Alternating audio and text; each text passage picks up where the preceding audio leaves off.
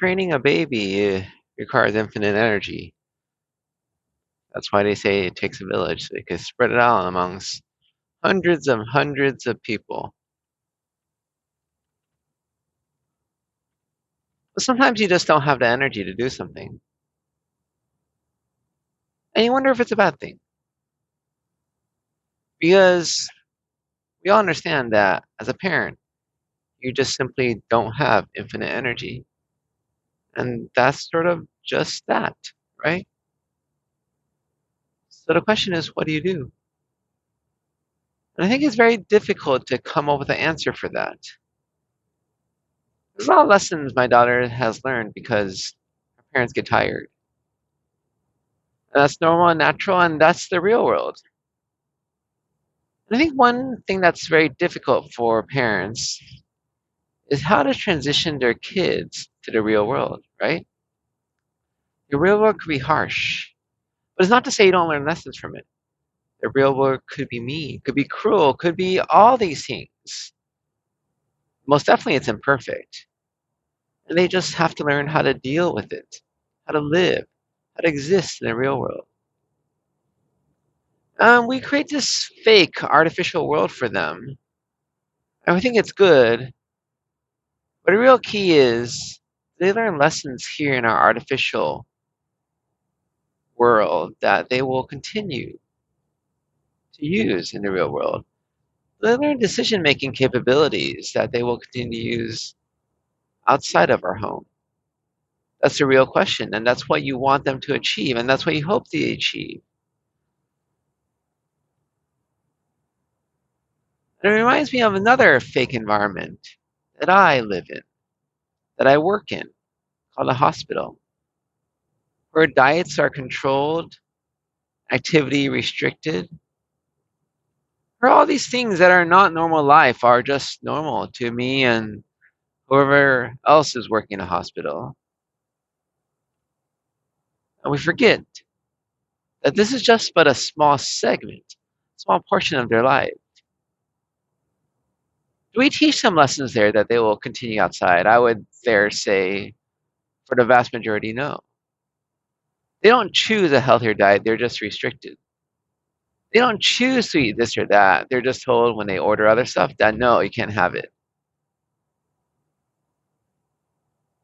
Is that useful for learning?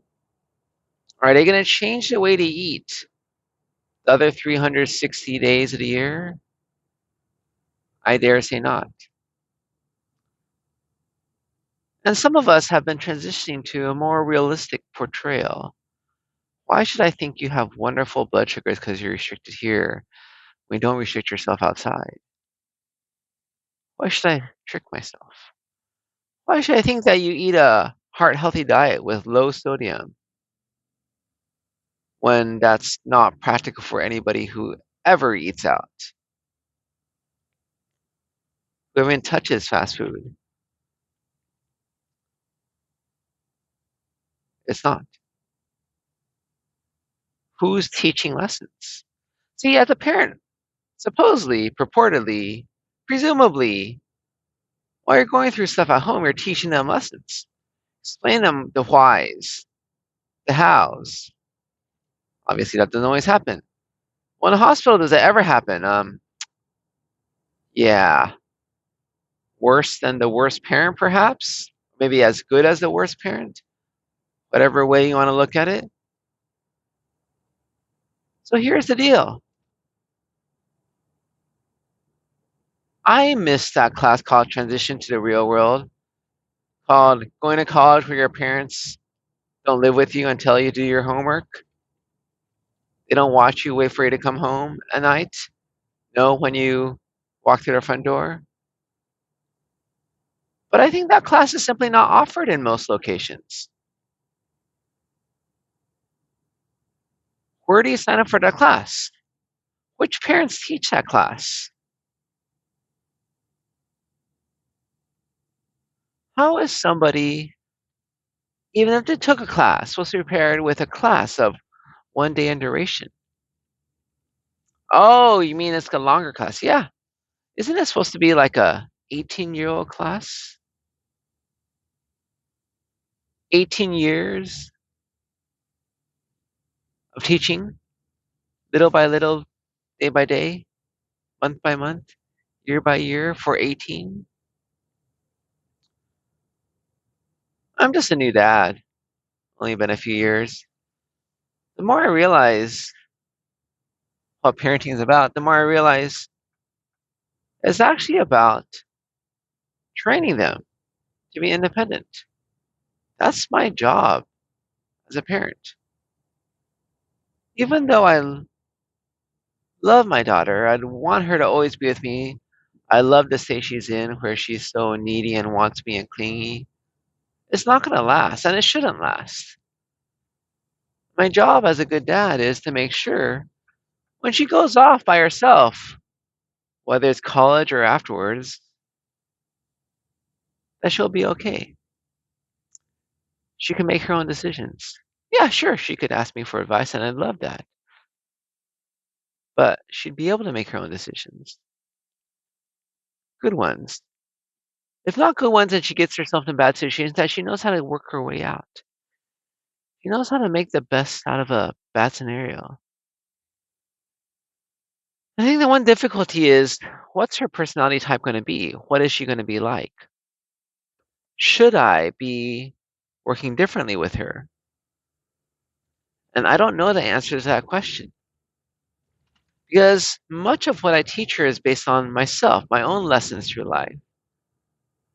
Is this good for her? How do I adjust to a different personality type? Because maybe I'm the worst person in the world at doing it, but it's hard for me. I almost always think about how would I react to a different situation rather than how would my wife or how would somebody else. I understand my wife somewhat, not super well, and she reacts differently. But my thought is always, why doesn't she do it this way, the way I do it? And again, it's because she's different, and it's hard for me to comprehend.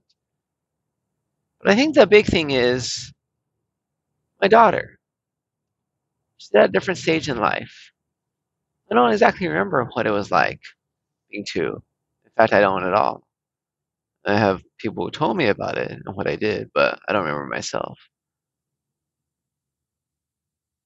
What is it supposed to be like when you're 3 or 4 or 5, even 10, 11? Where do I let her learn herself? Where do I teach her?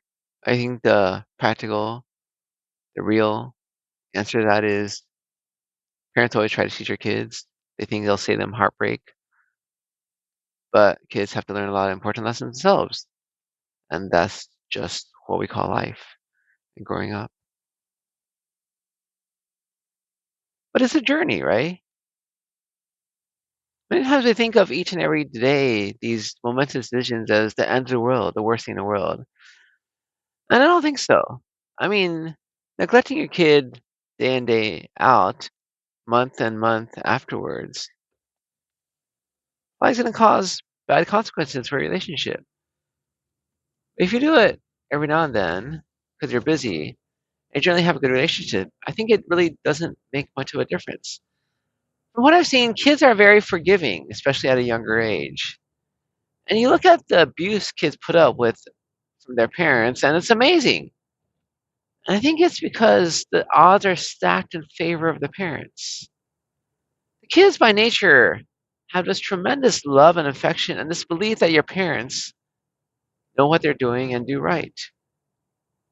They trust them so much. That's crazy for any of us adults to imagine because we never trust anybody else that much, even our spouses. But that's what we've been given as parents, this head start, this advantage. You can ruin it over years. Definitely, I've seen cases, you've seen cases. But really, you have a lot of stuff going for you as a parent. Parents make mistakes, and kids are forgiving. The question, though, is you can't rely on that throughout life. Things stack up over years. Being gone weeks at a time. Maybe your child welcomed you back eagerly, but year after year, decade after decade, I think that eagerness, the fondness at your return, that longing for your coming back is going to disappear. And then what do you do?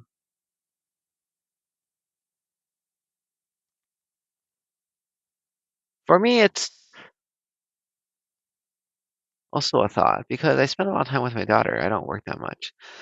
Now I'm working 2 weeks straight, which I don't think I've ever done since she was born. Is our relationship going to change? We spent so much time together. Our little things feel important, like the fact that I put her to sleep at night to maintain our closeness. Life moves on, life goes on. That's what people say. And they expect friends, family to be understanding. And adults often are. But children may not be. And should they be? Why should they be understanding? The fact that adults neglect their friends. Adults have close friends who live in the same town or nearby, even half an hour drive away. And they don't see them but once a year. And they say they're busy and everybody understands. But should a child understand? The fact that adults often don't keep close relationships, often don't make an effort, often are lazy, especially when this comes to your own family, right? I don't believe in this, but there's always a funny saying, at least funny to me, where the kid has a responsibility to the parents. Oh no, the parent has a responsibility to the kid. The kid didn't choose to be born. The parent chose that. I don't believe in that. I believe responsibility goes both ways. But I do think there is some truth to it. Parents cause this baby to come into the world. It doesn't happen spontaneously. And they have a responsibility to take care of the baby, to raise the baby, to train them so they'll be an adult, independent,